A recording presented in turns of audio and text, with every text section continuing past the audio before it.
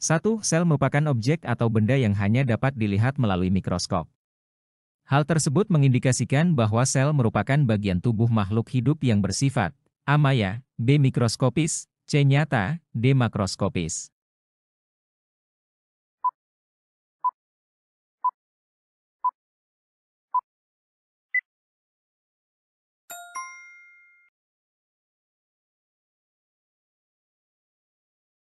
Sel merupakan objek atau benda yang hanya dapat dilihat melalui mikroskop, sehingga sel bersifat mikroskopis. 2. Pernyataan yang tepat tentang teori sel adalah A. Tidak semua makhluk hidup tersusun atas sel. B. Sel makhluk hidup tidak berkaitan dengan sel sebelumnya. C. Sel merupakan unit dasar dari struktur dan fungsi makhluk hidup. D. Sel dapat berkembang ukurannya menjadi besar dalam kondisi tertentu.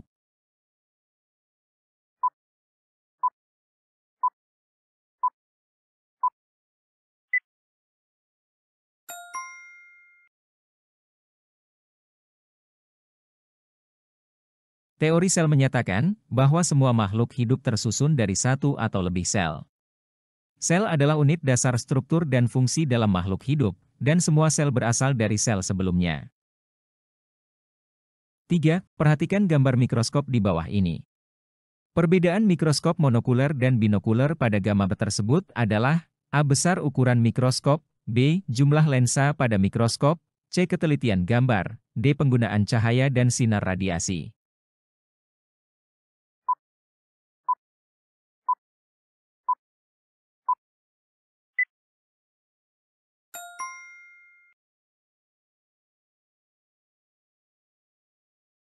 Mikroskop monokuler memiliki satu lensa okuler yang digunakan untuk melihat objek, sedangkan mikroskop binokuler memiliki dua lensa okuler yang memungkinkan penggunaan kedua mata untuk melihat objek, memberikan pandangan yang lebih nyaman dan mendalam.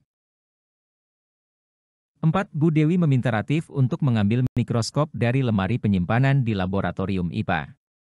Bagian dari mikroskop yang harus dipegang oleh Ratih agar aman untuk dipindahkan adalah A. Meja preparat, B. Kaki mikroskop, C. Lensa okuler dan lensa objektif, D. Lengan mikroskop.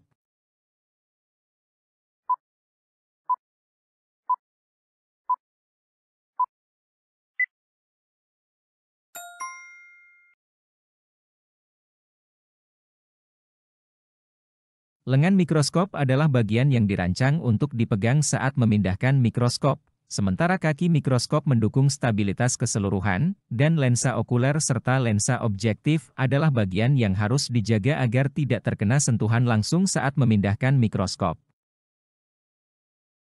5. Daniar melakukan percobaan membuat preparat sel bawang merah. Daniar menyiapkan alat dan bahan yang diperlukan, seperti kaca preparat, kaca penutup preparat, umbi batang merah, cutter, pipet tetes, pinset, dan air. Jenis preparat yang dibuat oleh Daniar merupakan preparat A. Awetan, B. Basah, C. Hapusan, D. Utuh.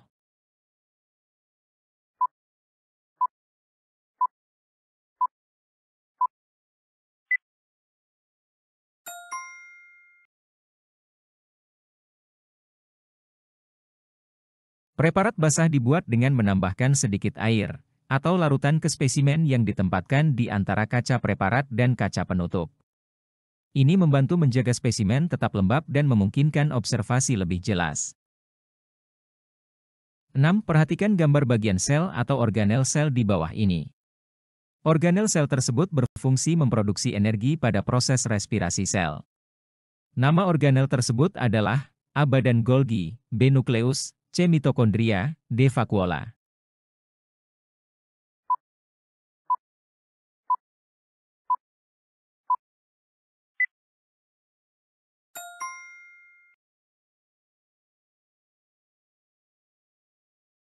Mitokondria sering disebut sebagai pembangkit tenaga sel karena perannya dalam menghasilkan ATP, adenosine trifosfate, yang merupakan sumber energi utama bagi banyak proses seluler. 7. Sel disusun oleh komponen organik yang dapat berupa karbohidrat, lemak, protein, dan asam nukleat. Bagian atau organel sel yang banyak mengandung DNA dan RNA adalah A. Inti sel, B. Dinding sel, C. Sitoplasma, D. Membran sel.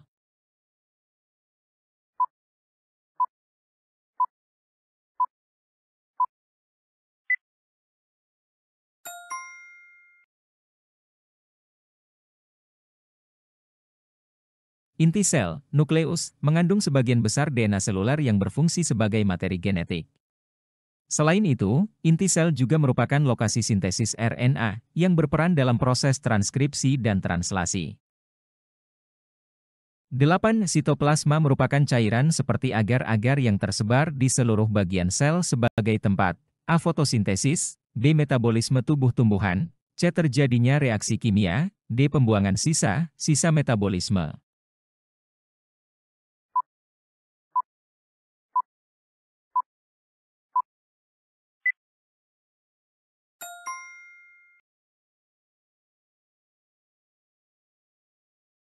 Sitoplasma menyediakan medium di mana banyak proses biokimia dan reaksi metabolisme terjadi di dalam sel. 9. Perhatikan gambar di bawah ini. Gambar tersebut yaitu bagian sel, organel sel pada sel tumbuhan, yang berfungsi untuk membantu proses fotosintesis disebut organel, A. Kloroplas, B. Dinding sel, C. Membran sel, D. Lisosom.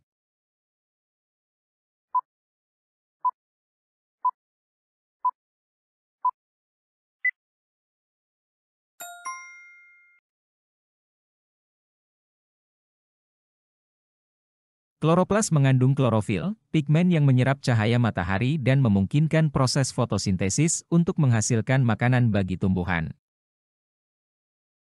10. Di dalam sel terdapat dua jenis retikulum endoplasma, yaitu retikulum endoplasma halus dan retikulum endoplasma kasar. Perbedaan antara retikulum endoplasma halus dan retikulum endoplasma kasar adalah A. Membran sel, B. Lisosom, C. Ribosom, D. Mitkotubulus.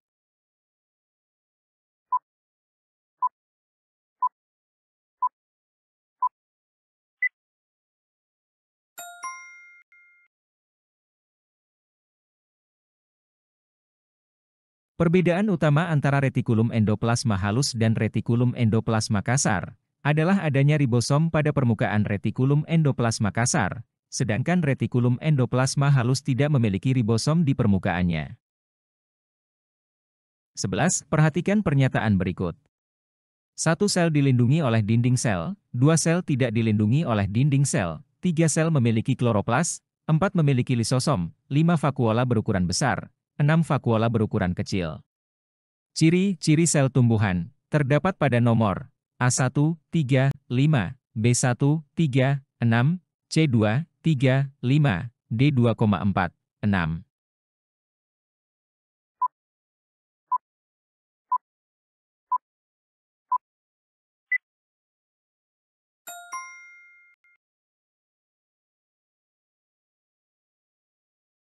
Ciri-ciri sel tumbuhan yang sesuai dengan pernyataan adalah sel dilindungi oleh dinding sel memiliki kloroplas, vakuola berukuran besar.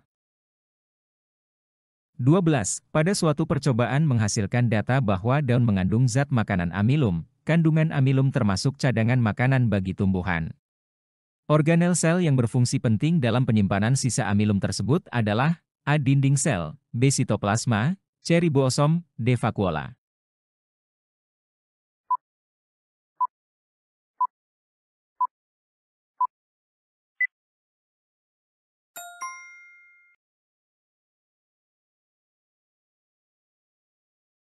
Vakuola dalam sel tumbuhan berperan dalam penyimpanan berbagai zat, termasuk cadangan makanan seperti amilum. 13. Manusia, hewan dan tumbuhan tersusun atas sel-sel yang jumlahnya banyak. Susunan sel yang jumlahnya banyak tersebut sering dikenal dengan istilah A. Uniseluler, B. Multiseluler, C. Seluler, D. Monoseluler.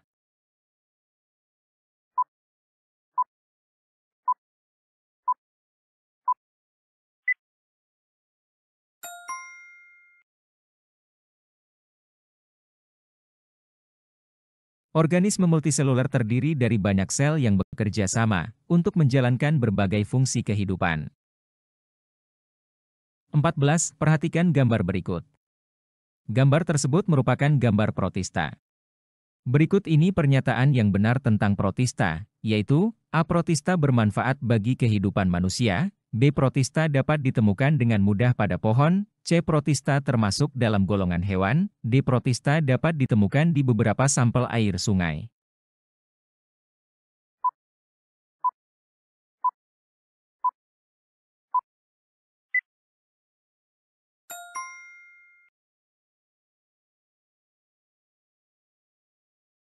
Protista memiliki berbagai peran penting, seperti beberapa di antaranya yang berfungsi dalam proses ekosistem, sebagai makanan bagi organisme lain, dan bahkan sebagai sumber bahan baku dalam industri atau medis.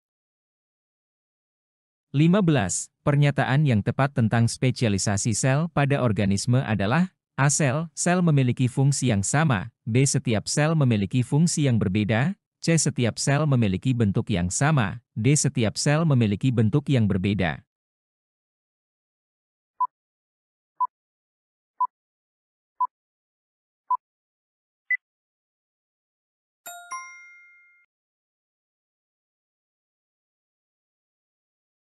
Dalam organisme yang kompleks, sel-sel mengalami spesialisasi untuk melakukan fungsi tertentu. Hal ini memungkinkan sel-sel bekerja secara efisien dalam menjalankan berbagai tugas yang diperlukan untuk kelangsungan hidup organisme. 16. Spesialisasi sel pada sel tumbuhan yaitu adanya sel akar rambut. Sel akar rambut pada tumbuhan berperan dalam: A. Pengangkutan makanan dari akar ke seluruh bagian tumbuhan. B. Penyerapan air. C. Proses fotosintesis. D. Sistem respirasi tumbuhan.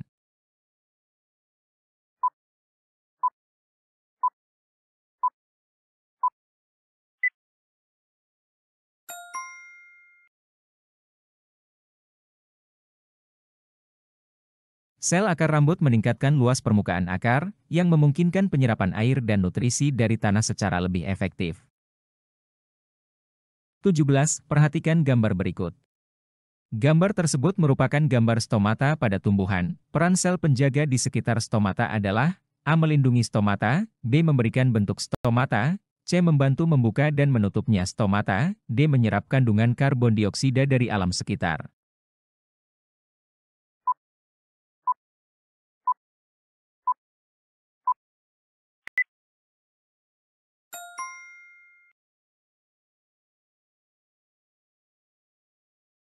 Peran sel penjaga di sekitar stomata adalah membantu membuka dan menutupnya stomata. Sel penjaga mengatur pembukaan dan penutupan stomata, yang memungkinkan pertukaran gas, seperti karbon dioksida dan oksigen, serta pengaturan kehilangan air melalui proses transpirasi. 18. Makanan diubah menjadi energi, dan energi dilepaskan dan diukur dalam satuan kalori. Berikut ini pernyataan tepat tentang kalori, yaitu: A. Setiap orang membutuhkan asupan kalori yang sama. B. Setiap orang membutuhkan asupan kalori yang berbeda. C. Asupan kalori setiap orang bergantung pada jenis makanan. D. Asupan kalori berkaitan erat dengan kondisi lingkungan.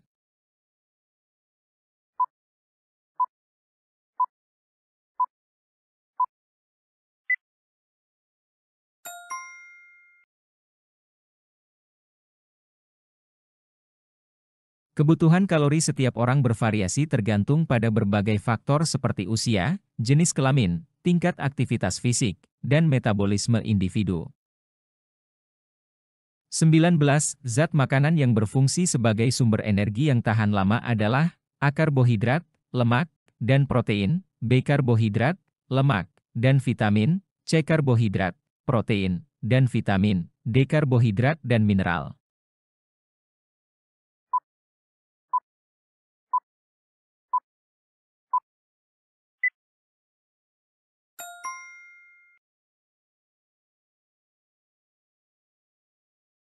Karbohidrat dan lemak adalah sumber energi utama, dengan lemak memberikan energi yang tahan lama karena kemampuannya untuk disimpan dalam tubuh dan digunakan ketika diperlukan. Protein juga dapat digunakan sebagai sumber energi, terutama saat asupan karbohidrat dan lemak tidak mencukupi. 20 berikut ini merupakan data komposisi yang terdapat dalam makanan. Komposisi makanan: tepung terigu, tepung tapioka, minyak sayur, perasa ayam, rempah-rempah, pemantap nabati, tartrazin, monosodium glutamat, asam folat, garam, gula, dan bubuk cabai. Zat pewarna sintesis yang terdapat pada kemasan makanan tersebut adalah: A. Monosodium glutamat, B. Tartrazin, C. Pemantap nabati, D. Asam folat.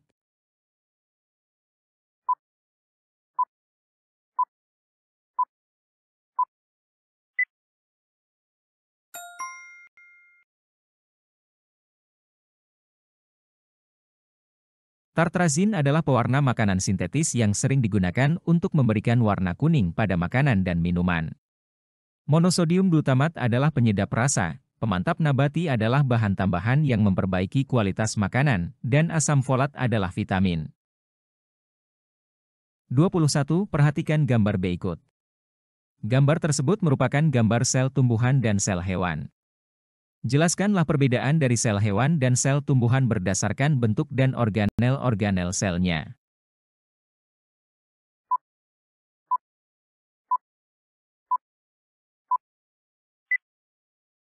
Beberapa organel sel yang hanya ditemukan pada sel hewan, yaitu lisosom, organel pencerna, dan sentriol, organel yang berperan dalam pembelahan sel. Sedangkan organel yang hanya ditemukan pada sel tumbuhan yaitu plastida, organel yang berperan dalam fotosintesis. 22. Bakteri merupakan salah satu contoh organisme uniseluler, di mana jenis selnya adalah sel prokariotik. Jelaskan mengapa bakteri termasuk organisme yang memiliki sel prokariotik.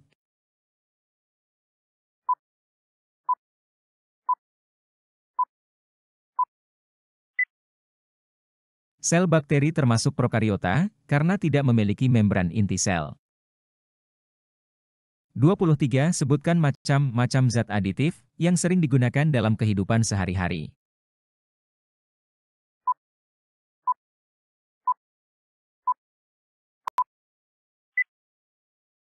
Zat aditif adalah bahan tambahan pada makanan untuk mengawetkan, menguatkan rasa dan mempercantik tampilan masakan. Beberapa contohnya yaitu MSG, pewarna makanan buatan dan natrium nitrit. 24. Perhatikan gambar makanan di bawah ini. Analisis dan sebutkanlah kandungan makanan nutrisi pada gambar makanan tersebut.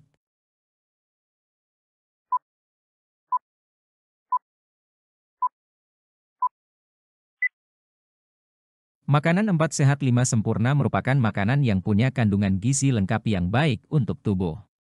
Kandungan ini berupa karbohidrat, protein, lemak, vitamin, dan mineral. Adapun makanan yang masuk dalam menu 4 sehat 5 sempurna adalah makanan pokok, aneka lauk pauk, sayur, buah, dan susu. 25. Sebutkan urutan organ secara berturut-turut pada sistem pencernaan yang kalian ketahui.